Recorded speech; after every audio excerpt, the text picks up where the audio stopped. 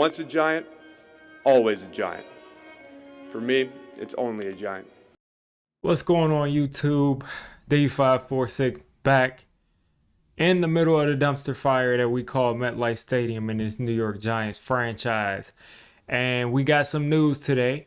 Now this will probably be one of the last times, unless he probably gets in a game. This will probably be one of the last times you see me talking about Daniel Jones this season. I wish him the best. I think he's going to have as good an opportunity as anybody to go and succeed. And the team that he decided to choose, the Minnesota Vikings. And my first reaction to this is that, first off, I think it was probably the smartest decision for him, because I thought he may be looking at a team like the Cowboys, but we don't know if the Cowboys are interested.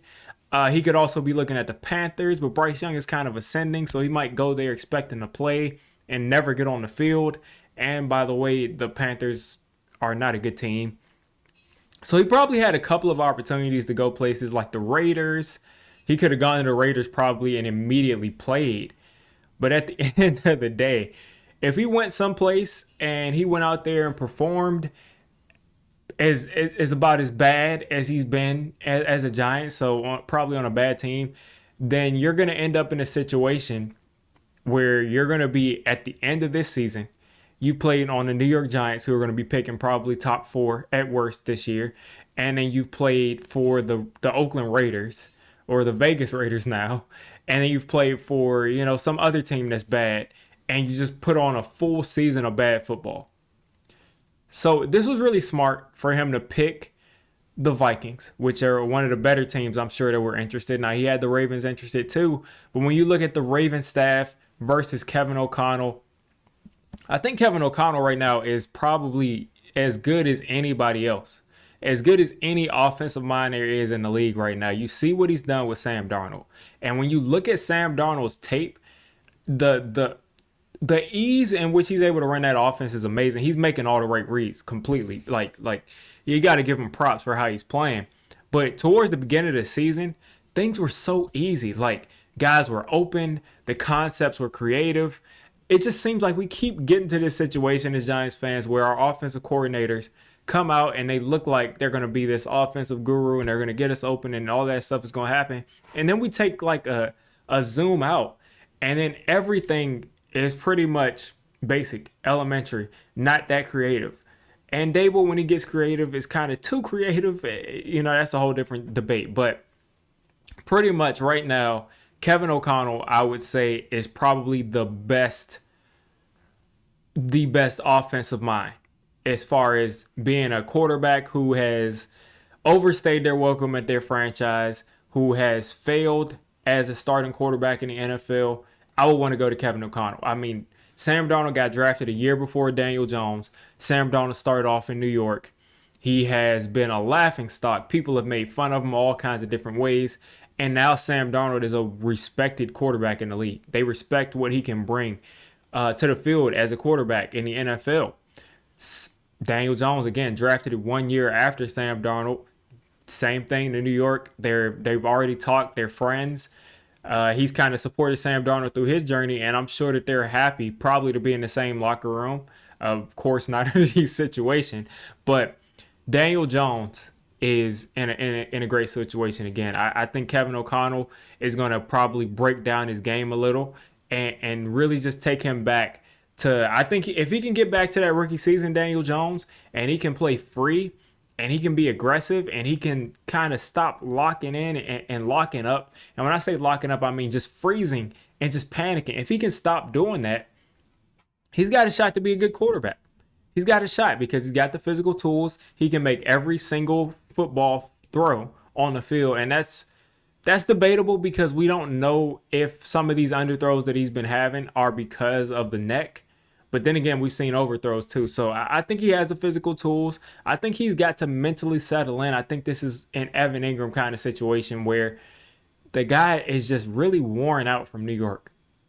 We all said that, if there's anybody that can step in and take over this franchise from Eli Manning from a mental makeup perspective, is Daniel Jones. And I think we were wrong. I think this market beat Daniel Jones up. I think, I think he'll be fine, but I do think that this started to affect his play. He started to second guess everything because he was not the same quarterback as a young player. So maybe Kevin O'Connell can unlock that. Looking at the actual deal, it's 375,000. They're getting him for a steal. I mean, their backup is Nick Mullins.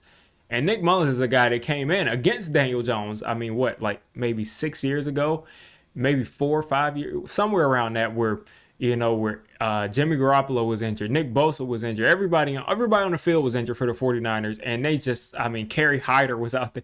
Everybody just came out there, all the 49ers backups, and just destroyed us. And Nick Mullins connected with George Kittle over and over and over again, and Nick Mullins absolutely destroyed Daniel Jones and the New York Giants. And now Daniel Jones might be able to get his lick back by coming and taking Nick Mullins' job, because Nick Mullins at this point is probably going to be headed towards the practice squad for them. Daniel Jones is, I wouldn't say it's debatable if he's going to be the best backup quarterback in the NFL. I think you might have some stiff competition there. You got a guy like Joe Flacco who's a beast. You can say like back and forth with Justin Fields. Same thing with Tyrod Taylor. So I think you got some competition there as far as who's the best backup, but he can definitely get there. I would say he has some of the higher, side of an upside as far as backup. And who knows, JJ McCarthy is coming off of a serious knee injury.